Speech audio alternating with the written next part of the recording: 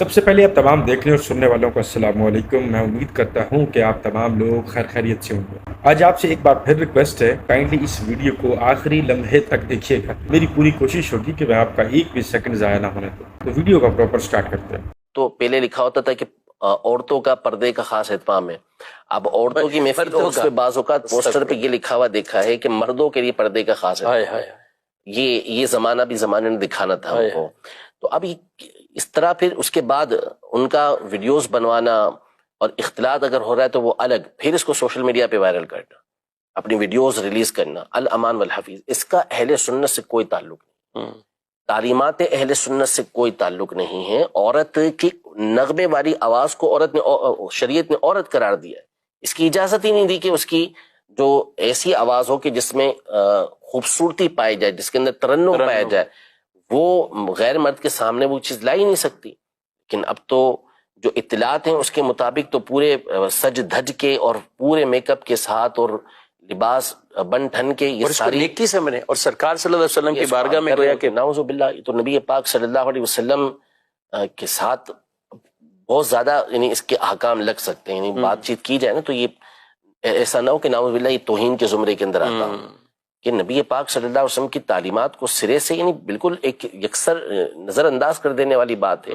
جناب مفتی حسان عطاری جو کہ الیاس قادری رحمۃ اللہ علیہ سرکار کے بہت جانے مانے اور معتبر مریدوں میں سے، اور مفتی بھی ہیں، عالم بھی ہیں۔ جب بھی کبھی الیاس قادری کو آپ کسی بھی محاذ پہ پھنستا ہوا دیکھیں گے، سوشل میڈیا والے محاذ پہ، کسی بھی ایک پلیٹ فارم پہ، تو وہاں جو لوگوں کے الزامات کا جواب دے رہا ہوگا وہ ہے جناب مفتی حسان عطاری۔ تو یہ ہو گیا ان کا تعارف۔ اب جو آپ نے ویڈیو دیکھی ہے، اس ویڈیو کے اندر بھائی صاحب بالکل ٹھیک کہہ رہے ہیں کہ میں نے نعت خوانی کے پوسٹر ایسے لگے ہوئے دیکھے ہیں کہ مردوں کے حوالے سے بولا جا رہا ہے کہ آپ کے پردے کا خاص خیال رکھا جائے گا، کہ اگر آپ عورتوں کی محفل میں آ گئے ہیں تو آپ کے پردے کا خاص خیال رکھا جائے گا۔ اگر ان کے اس کیے جانے والے کام پہ شریعت کے احکامات لگا دیں تو یہ پھر کس زمرے میں آئے گا؟ نبی پاک صلی اللہ علیہ وآلہ وسلم کی توہین پہ۔ تو انہوں نے جو بات کی ہے بہت خوبصورت بات کی۔ میرا سوال اس تمام گفتگو کے بعد صرف اتنا ہے کہ نبی پاک صلی اللہ علیہ وآلہ وسلم نے قبر کو پکا کرنا، اس پر عمارت بنانا، قبر پہ چونا لگانا، لکھائیاں کرنا، مجاور بن کے بیٹھنا، سجدہ کرنا، عیدگاہ بنانا، عرس منانا، ان تمام چیزوں سے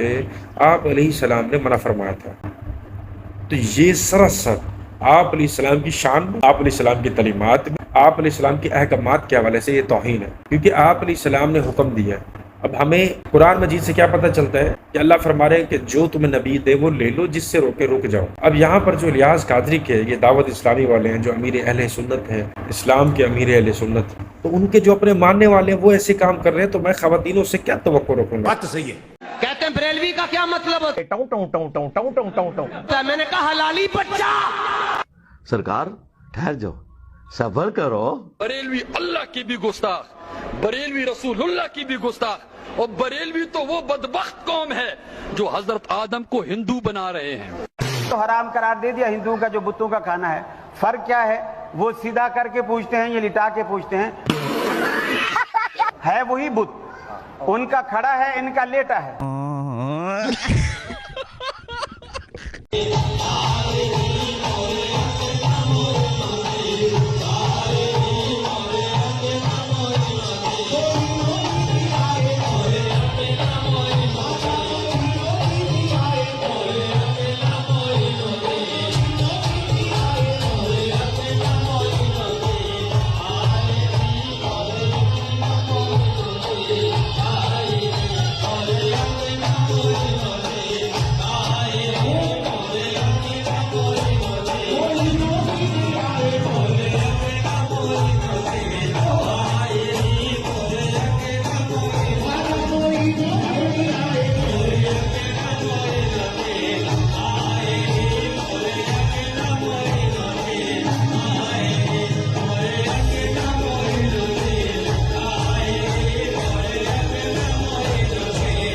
آج سے تقریباً 15 سال پہلے جب میں بھی کٹر بریلوی تھا، تب میں جب عرس وغیرہ پہ جایا کرتا تھا، میں جب پیر فقیروں کی محفلوں میں جایا کرتا تھا، تو میں اکثر اوقات جو پوچھتا تھا، میں نے کہا انکل جی یہ جو پیر صاحب کے ہاتھ پکڑتے ہی یا پیر صاحب اس کو تھپکی دیتے ہیں یا گلے لگا لیں، وہ بندہ کانپنے کیوں لگ جاتا ہے اور وہ بندہ عجیب کیوں ہو جاتا ہے؟ مطلب 4 بندے گھیرا بنا کے اس کو سنبھال رہے ہوتے ہیں، یہ کیا ہوتا ہے؟ تو انکل نے کہا مجھے اس کو وجد طاری کہتے ہیں۔ میں نے کہا جی وجد طاری کیا ہوتا ہے؟ کہنے لگے کہ جب اللہ کا ذکر کیا جائے تو وجد طاری ہوتا ہے نا، انسان میں ایسے وہ رونگٹے کھڑے ہو جاتے ہیں جب کوئی سریلی چیز سنے جائے، تو یہ اس کے برعکس ہے، اس کے مترادف ہے۔ پھر میں نے ایک سوال اور پوچھا ان سے، یہ اپنے پیر کے پیر بھی چوم رہے ہیں، ہاتھ بھی چوم رہے ہیں، ان کو اپنے والدین کے پاؤں نہیں چومنے چاہیے؟ میں نے کہا ماں باپ آپ کی رہنمائی کرنے والے ہیں، انہیں کی وجہ سے آپ کا دنیا میں نام ہے، وہ نہ ہوتے تو آپ نہ ہوتے۔ کہنے لگے والدین پیر تھوڑی ہوتے ہیں، ہمیں اگر پیر مطلب اپنا تھوک پھینک دینا تو ہم پر لازم ہے کہ وہ ہم تھوک جو ہے وہ چاٹ لیں، تاکہ کوئی دوسرا غیر مذہب یا کوئی دوسرے فرقے والا دیکھے تو وہ یہ نہ سوچائے اس کا پیر تھوکتا بھی ہے۔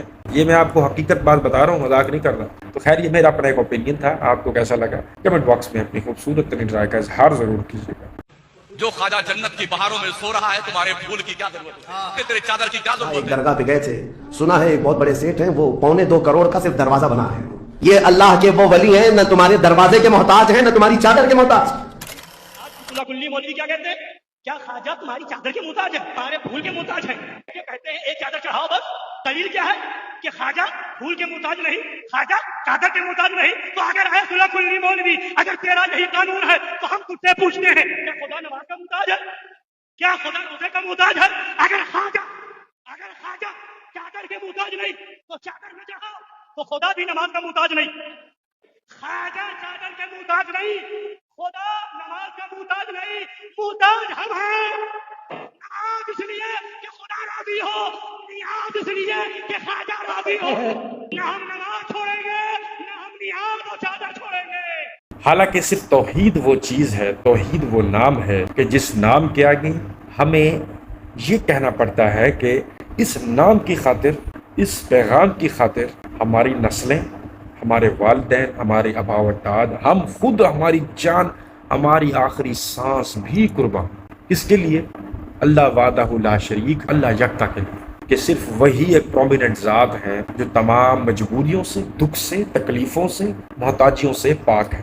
تمام ٹائم ڈیمینشنز اس نے بنائی ہے، نہ وہ ذات اللہ پاک کی ہے۔ لیکن ہمارے یہاں پہ چند ایک جاہل لوگ جو اپنے فرقے کا پاس بھی نہیں رکھتے، اپنے آبا و اجداد کا پاس بھی نہیں رکھتے، وہ اپنے پیروں کو ڈیفینڈ کرنے کے لیے اکثریت ان کے کیا کہتی ہے کہ پھر نماز بھی نہ پڑھو۔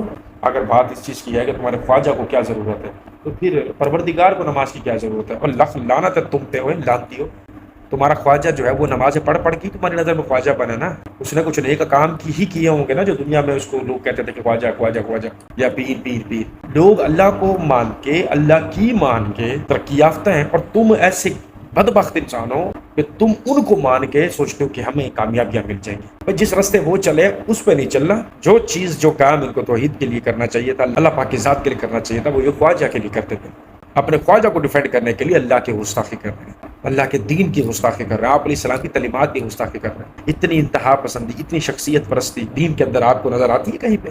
بات پھر وہیں آتی ہے، کیا آپ علیہ السلام نے جو کفار مکہ والوں سے یا مشرکین مکہ سے پتھر کھائے تھے، کیا وہ اپنی ذات کے لیے کھائے تھے؟ آپ علیہ السلام کے دندان مبارک شہید ہوئے تھے۔ کتنے ہی محاذوں اور جنگوں پہ صحابہ گاجر مولی کی طرح مشرکین مکہ والوں نے، کفاروں نے کاٹ دیا، ذبح کر دیا، آپ علیہ السلام کے گھرانے کو ختم کر دیا۔ یہ تمام چیزیں آخر کیوں تھی؟ صرف توحید کے پرچم کو بلند کرنے کے لیے۔ اور آج آپ اسی پرچم کو سائڈ پہ رکھ کے بابا پرستی کے پرچم کو اوپر رکھ رہے ہو، اور اللہ کی نماز پہ بات کر رہے ہو، جو کہ تمہارے لیے بہت بڑی نعمت ہے، گفٹ ہے، تحفہ ہے تمہارے لیے۔ تم اسی چیز پہ بات کر رہے ہو۔ تمہیں شرم آنی چاہیے کہ تم کلمہ کو مسلمان ہو کے لا الہ الا اللہ کے منکر ہو رہے ہو، صرف اپنے خواجہ کو بچانے کے لیے جو کہ خود محتاج ہے میرے پروردگار کا۔